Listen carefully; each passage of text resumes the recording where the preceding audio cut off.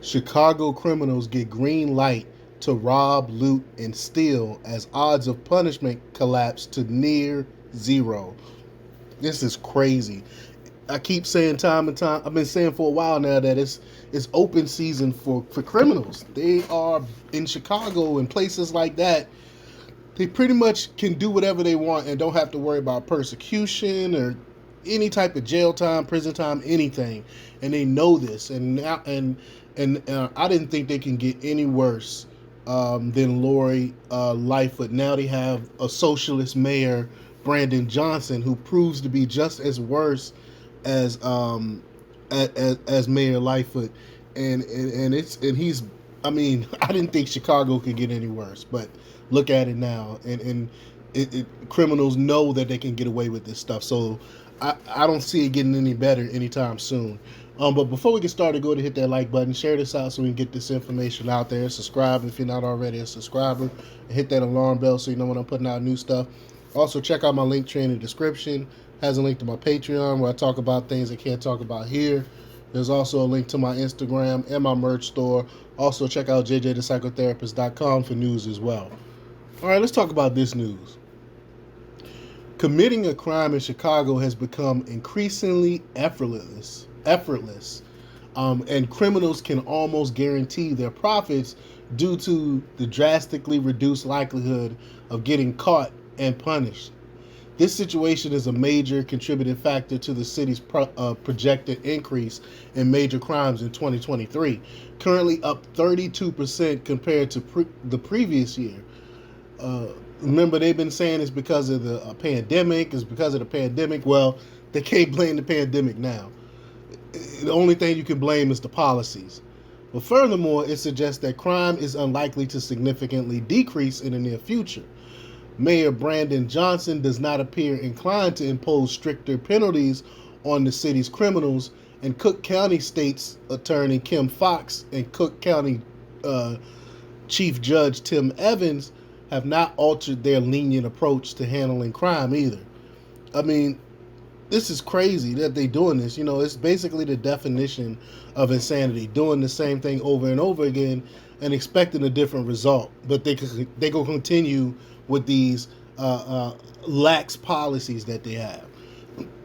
The situation can be summarized straightforwardly: a demoralized and limited police force, coupled with an arrest rate of only 1 in 20, high rate of unreported crimes, a dismal 911 response rate, and lenient city leadership all result in an almost negligible probability of criminals facing punishment.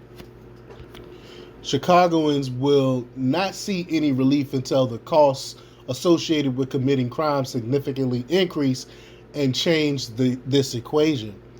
In terms of arrest rates, the likelihood of being arrested for a major crime in Chicago plummeted to a mere 5% in 2022, down from a relatively low 10% just 4 years prior. Out of over 68,000 reported major crimes in Chicago last year, only 3,228 of them led to arrests. When it comes to specific crime categories, the arrest rate for criminal sexual assault, motor vehicle thefts, burglaries, and robberies stand at 3%, 3%, 4%, and 5%, respectively. For thefts over $500, the chance of being apprehended drops even further to just 1%, with only 201 arrests out of 20,041 reported cases.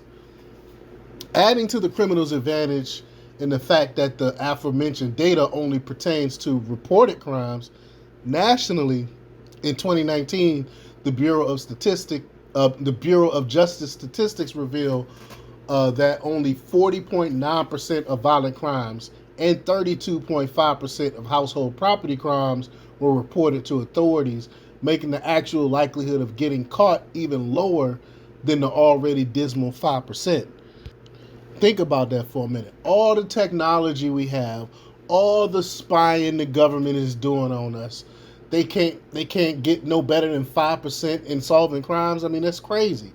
And Mayor Brandon Johnson offers verbal support, rather than condemnation for criminals, even describing recent teen takeovers as mere silliness and arguing against labeling them as mob actions.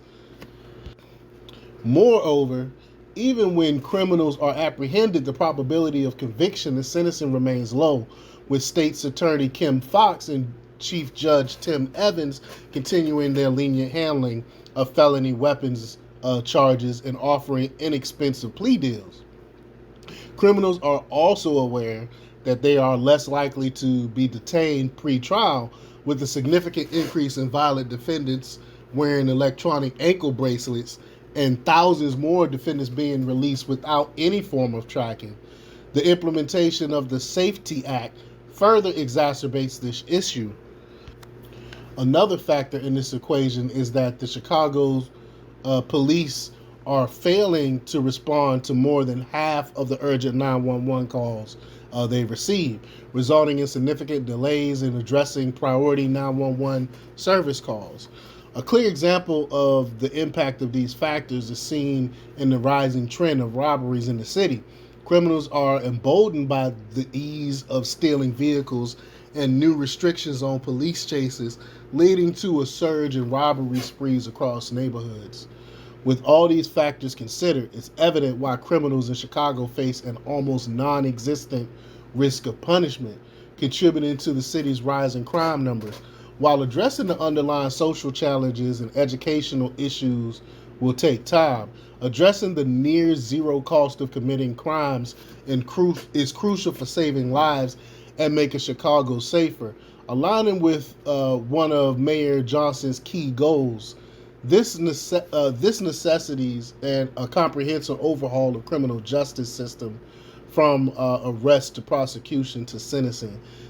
Plainly stated, they need to start locking these people up and keeping them locked up.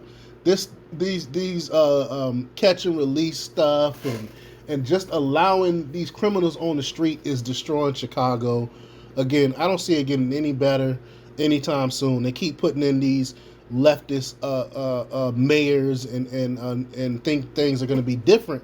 It's going to be a lot worse. It's going to get a lot worse in Chicago. But let me know what you think. Leave your comments down below. Like, share, and subscribe. And check out jjthepsychotherapist.com for the latest in news. Until next time. Peace.